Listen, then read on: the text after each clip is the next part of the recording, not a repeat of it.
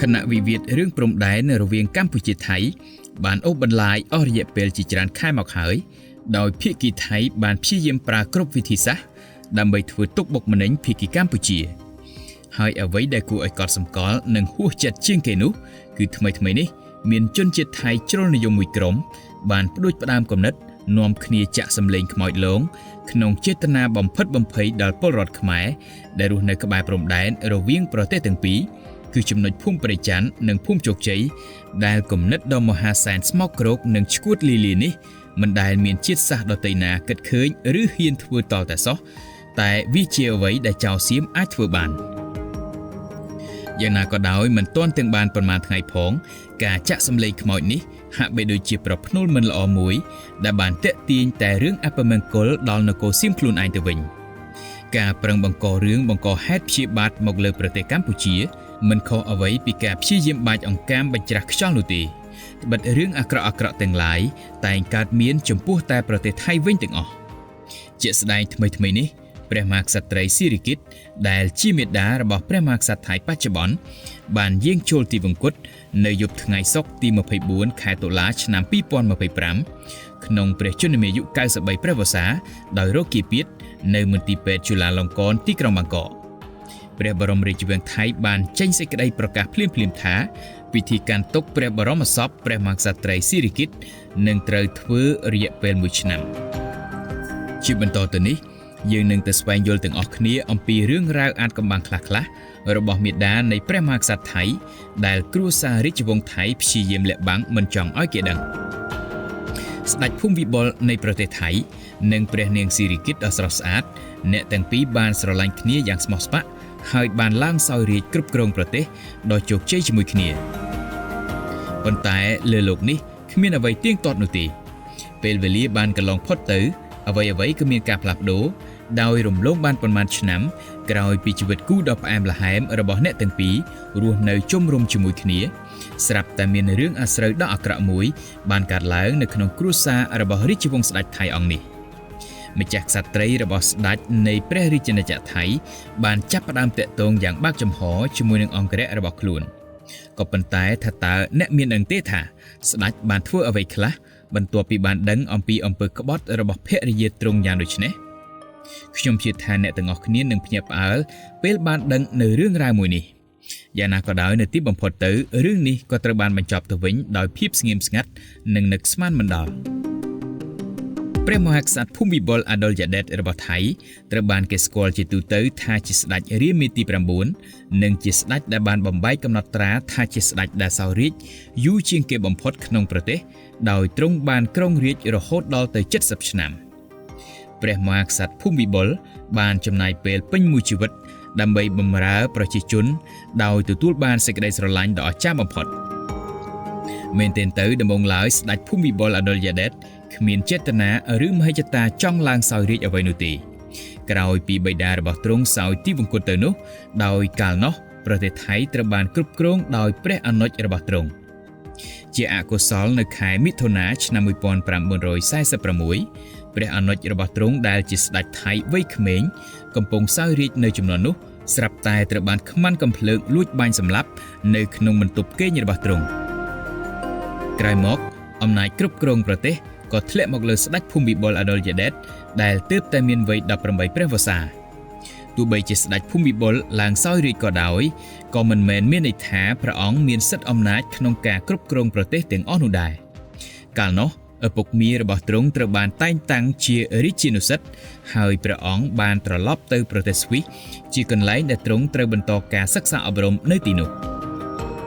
ស្ដេចភូមិវិបុលជាមនុស្សស្រឡាញ់រថយន្តណាស់ហើយទ្រង់តែងជ្រើសរើសយកការបើកបររថយន្តដោយខ្លួនឯងជាការកម្សាន្តនៅពេលទំនេរស្ដេចអង្គនេះតែងបើករថយន្តម៉ាក Fiat 500របស់ទ្រង់នៅលើដងផ្លូវតាមតំបន់ព្រៃភ្នំដែលមានទេសភាពស្អាត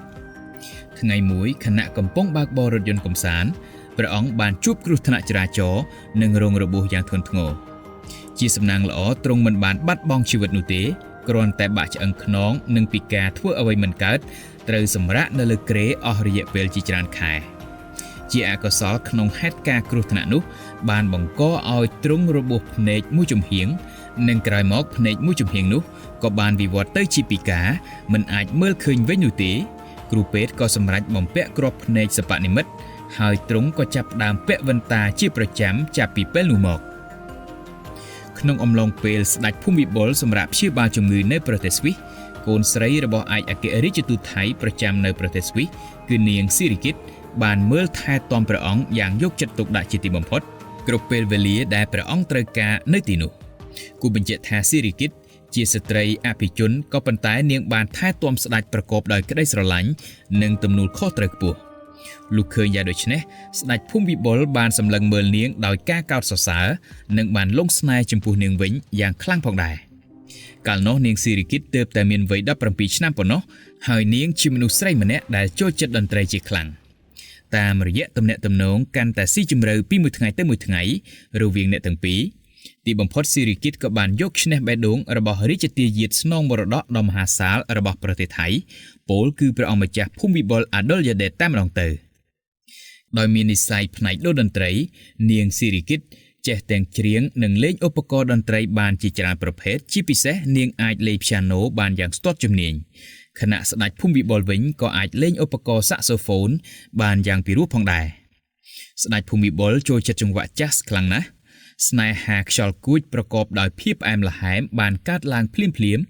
រវាងអ្នកទាំងពីរតាមរយៈចំណង់ចំណូលចិត្តស្រឡាញ់តន្ត្រីដូចគ្នានេះស្ដេចភូមិវិបុលធ្លាប់បានសន្យាថានឹងស្រឡាញ់នាងស៊ីរីគីតតែម្នាក់ប៉ុណ្ណោះក្នុងមួយជីវិតរបស់ទ្រង់និងថែមទាំងបានបដិញ្ញាថាមិនយកប្រពន្ធចុងនោះទេអ្នកទាំងពីរបានរៀបអភិសេកជាផ្លូវការនៅក្នុងអំឡុងខែមេសាឆ្នាំ1950រំលងបានមួយសប្តាហ៍ក្រោយមកព្រះអង្គម្ចាស់ភូមិវិបុលអាដុលយ៉ាដេតបានឡើងគ្រងរាជ្យសម្បត្តិជាផ្លូវការនិងបានក្លាយទៅជាព្រះមហាក្សត្រនៃប្រទេសថៃចាប់ពីពេលនោះមកគូស្នេហ៍ថ្មីថ្មោងបានឡើងសោយរាជ្យជាមួយគ្នាខណៈស្ដេចភូមិវិបុលត្រូវបានថ្វាយព្រះនាមតាមខ្សែរាជវង្សថៃថាស្ដេចរាមាទី9គូបញ្ជាក់ថាកាលពីអំឡុងពាសកណ្ដាលសតវត្សទី20ថៃគ្រាន់តែជាប្រទេសក្រីក្រមួយនៅអាស៊ីប៉ុណ្ណោះដែលមានសេដ្ឋកិច្ចទន់ខ្សោយប្រជាជនមានជីវភាពក្រីក្រលំបាកច្រើននៅទូទាំងប្រទេសជំនួសឲ្យការដាំអាភៀនកសិកររាប់លាននាក់បានចាប់ផ្ដើមដាំដុះគ្រាប់ធញ្ញជាតិបន្លែនិងផ្លែឈើជាដើមការប្រយុទ្ធប្រឆាំងរបស់ស្ដេចប្រឆាំងនឹងជំនួញគ្រឿងញៀនបានបង្កការមិនពេញចិត្តយ៉ាងខ្លាំងក្នុងចំណោមឥស្សរជនរបស់ថៃព្រមទាំងពួកអភិជនផងដែរដោយពួកគេជាច្រើនបានបាត់បង់ប្រាក់ចំណូលពីការដាំដុះនិងជួញដូរគ្រឿងញៀននៅក្នុងរជ្ជកាលរបស់ស្ដេចភូមិវិបុលទ្រង់បានរួចរស់ជីវិតពីការប៉ុនប៉ងធ្វើរដ្ឋប្រហារជាច្រើនលើកជាច្រើនសារនាងស៊ីរីគីតមិនត្រឹមតែក្លាយទៅជាភរិយាដ៏ល្អម្នាក់ប៉ុណ្ណោះទេក៏ប៉ុន្តែក៏ជាដៃស្ដាំដ៏គួរឲ្យទុកចិត្តបំផុតម្នាក់របស់ស្ដេចផងដែរដោយមានឱកាសទទួលបានការអប់រំយ៉ាងល្អនិងការចិញ្ចឹមបីបាច់យ៉ាងយកចិត្តទុកដាក់ពីឪពុកម្ដាយតាំងពីកុមារភាពមកនាងស៊ីរីគីតអាចនិយាយភាសាអង់គ្លេសនិងភាសាបរទេសផ្សេងទៀតបានយ៉ាងស្ទាត់ជំនាញ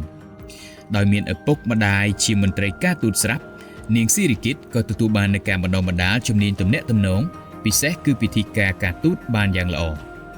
ដោយសារតែចំណេះជំនាញទាំងអស់នេះហើយធ្វើឲ្យនាងអាចជួយស្ដេចភូមិវិបុលក្នុងកិច្ចការងារជាច្រើនដើម្បីទទួលបាននូវអំណាចពេញលេញលើកងទ័ពក៏ដូចជារដ្ឋាភិបាលថៃទាំងមូលផងដែរចំណងអាពាហ៍ពិពាហ៍របស់អ្នកទាំងពីរទទួលបានបុត្រាបុត្រីចំនួន4អង្គដោយក្នុងនោះមានព្រះអង្គម្ចាស់មហាវិជ្ជរាលង្កនមួយអង្គផងដែរដែលជាព្រះមហាក្សត្រថៃបច្ចុប្បន្នដែលបានឡើងគ្រងរាជ្យបន្តពីស្ដេចភូមិវិបុលកាលពីថ្ងៃទី13ខែតុលាឆ្នាំ2016នៅស្រុកថៃប្រជាជនមានការគោរពបូជាចំពោះព្រះមហាក្សត្រខ្លាំងណាស់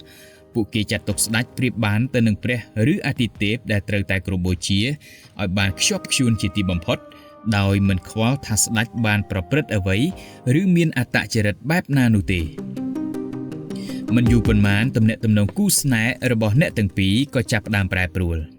ព្រះអង្គម្ចាស់ភូមិវិបុលអាដុលយ៉ាដេតដែលធ្លាប់តែជាយុវជនក្មេងខ្ចីក៏បានប្រែក្លាយជាស្ដេចរាមាទី9របស់ប្រទេសថៃជាមួយនឹងរាជសម្បត្តិដ៏ច្រើនមហាសាលតែក៏ពោរពេញដោយអំរែកនិងទំនួលខុសត្រូវមិនតិចដែរទ្រង់បានដោះស្រាយបញ្ហាជាច្រើននៅក្នុងប្រទេសជាហេតុធ្វើឲ្យទ្រង់រវល់និងមិនសូវមានពេលវេលាគ្រប់គ្រាន់នៅក្បែរម្ចាស់ក្សត្រីស៊ីរីគីតប៉ុន្មានឡើយ នៅពាក់កណ្ដាលទសវត្សរ៍ឆ្នាំ1980ម្ចាស់ក្សត្រីស៊ីរីគីតបានជ្រើសតាំងអង្គរៈផ្ទាល់ខ្លួនម្នាក់ដែលមានឈ្មោះថាណាលូតដែលមានមាឌធំមាំរូបរាងសង្ហាហើយសំខាន់បំផុតនោះគឺលោកថែមទាំងមានទេពកោសល្យខាងដូនតន្ត្រីនិងចេះនិពន្ធបទភ្លេងបានយ៉ាងល្អផងដែរដែលទាំងអស់នេះសុទ្ធសឹងតែជាចំណង់ចំណូលចិត្តរបស់មហាក្សត្រីស៊ីរីគីតស្នេហាលួចលាក់រវាងអ្នកទាំងពីរក៏ចាប់ផ្ដើមកើតឡើងបន្តិចម្ដងចាប់ពីពេលនោះមកមិនយូរប៉ុន្មានម្ចាស់ក្សត្រីស៊ីរីគីតបានបើកចំហអំពីចំណងតាក់ទងជាមួយនឹងអង្គរៈផ្ទាល់របស់ខ្លួនអ្នកទាំងពីរថែមទាំងហ៊ានកាន់ដៃគ្នានៅទីសាធារណៈដោយមិនខ្វល់ឬខ្លាចមានអ្នកឃើញនោះឡើយពេលមួយពាក្យចចាមអារាមពីទំនាក់ទំនងលួចលាក់រវាងប្រពន្ធស្ដេចនិងអង្គរៈនេះបានចាប់ផ្ដើមរីករាលដាលយ៉ាងឆាប់រហ័សពេញផ្ទៃប្រទេសមិនយូរប៉ុន្មានស្ដេចភូមិវិបុលអាដុលយ៉ាដេតក៏បានដឹងពីភាពមិនស្មោះត្រង់របស់ប្រពន្ធខ្លួនស៊ីរីគីតបានបញ្យល់ថាព្រះនាងមានសិទ្ធិធ្វើដូច្នេះដោយសារតែស្ដេចជាស្វាមីលែងយកចិត្តទុកដាក់ចំពោះព្រះនាងដូច្នេះតើស្ដេចភូមិវិបុលបានធ្វើអ្វីខ្លះពេលដឹងអំពីការក្បត់របស់ភរិយាទ្រង់យ៉ាងដូចនេះបន្ទាប់មកអង្គរៈម្នាក់នោះបានលុតជង្គង់ហើយអង្វរសូមការលើកលែងទោសក៏ប៉ុន្តែមិនយូរប៉ុន្មានណាលូតដែលជាអង្គរៈរបស់ម្ចាស់ក្សត្រីស៊ីរីគីតរូបនេះក៏ត្រូវបានប្រទះឃើញដេកស្លាប់ក្រោយការធ្វើកោសលវិច័យគ្រូពេទ្យបានប្រាប់ថារូបគេស្លាប់ដោយសារតែការគាំងបេះដូងភ្លាមយ៉ាងណាមិញមនុស្សជាច្រើនមិនជឿថាអង្គរៈរូបនេះនៅសុកស្រាប់តែស្លាប់ព្រោះតែមូលហេតុនេះនោះទេគ្រប់គ្នាសុទ្ធតែបានយល់យ៉ាងច្បាស់អំពីមូលហេតុពិតនៃការស្លាប់ដ៏ស្ងៀមស្ងាត់របស់គាត់បន្ទាប់ពីឃើញសាកសពម្ចាស់ក្សត្រយានីស៊ីរីគីតបានដួលសន្លប់លុះពេលដឹងខ្លួនមកវិញនាងបានស្រែកទ្រហោយំយ៉ាងខ្លាំងជាមួយនឹងក្តីសោកសង្រេងនិងក្តីអាឡោះអាល័យ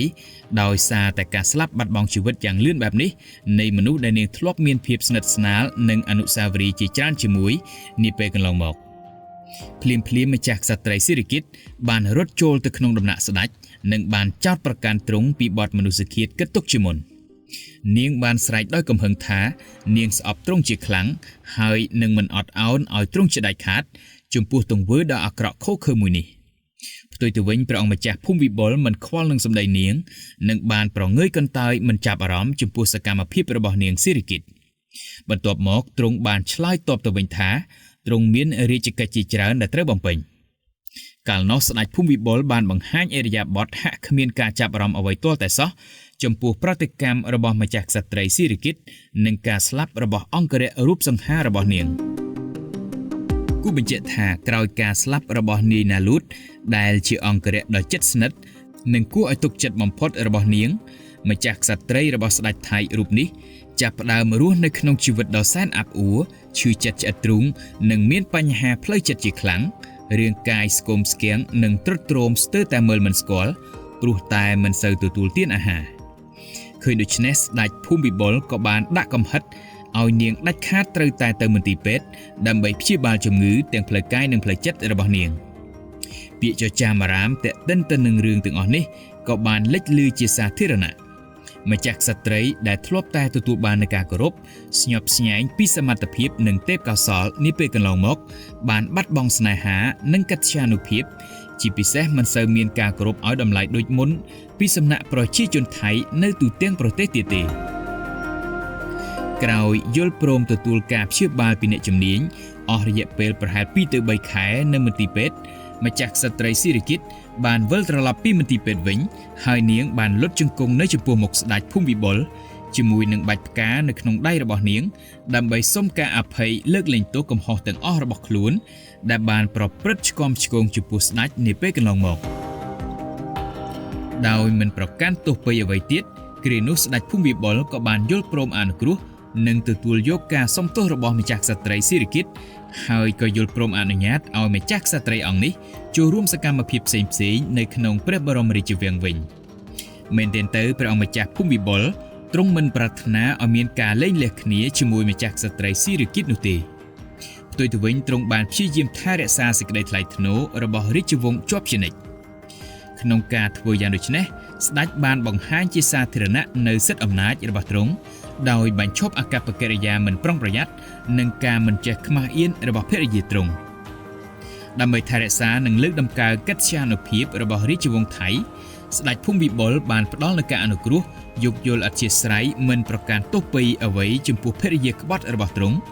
និងការខិតខំប្រឹងប្រែងធ្វើគ្រប់បែបយ៉ាងដើម្បីឲ្យអ្វីៗវិលទៅរកភាពដើមវិញយ៉ាងណាក៏ដោយកែវដែលធ្លាប់បែកប្រេះស្រាំហើយរមែងតែងតែមានស្នាមស្នេហាដែលធ្លាប់តែមានភាពផ្អែមល្ហែមក៏ប្រែក្លាយទៅជាសោះកក្រោះបើទោះបីជាអ្នកទាំងពីរបានវិលមករួមរស់ជាមួយគ្នាហើយក៏ដោយហើយការនេះបានបន្តអូសបន្លាយយ៉ាងដូចនេះរហូតដល់ស្ដេចភូមិវិបុលសោយទេវវង្គតកាលពីឆ្នាំ2016កន្លងទៅក្នុងជន្មាយុ88ព្រះវស្សាគូបញ្ជាក់ថាព្រះអង្គម្ចាស់មហាវិជ្ជរាលង្កនជាបុត្រាបង្កើតរបស់ទ្រង់បានឡើងគ្រងរាជ្យសម្បត្តិបន្តនិងទទួលងារជាព្រះមហាក្សត្រថៃនៅឆ្នាំ2016ភ្លាមក្រោយស្ដេចភូមិវិបុលសោយទេវវង្គតតែពិធីឡើងគ្រងរាជ្យជាផ្លូវការធ្វើឡើងនៅក្នុងឆ្នាំ2019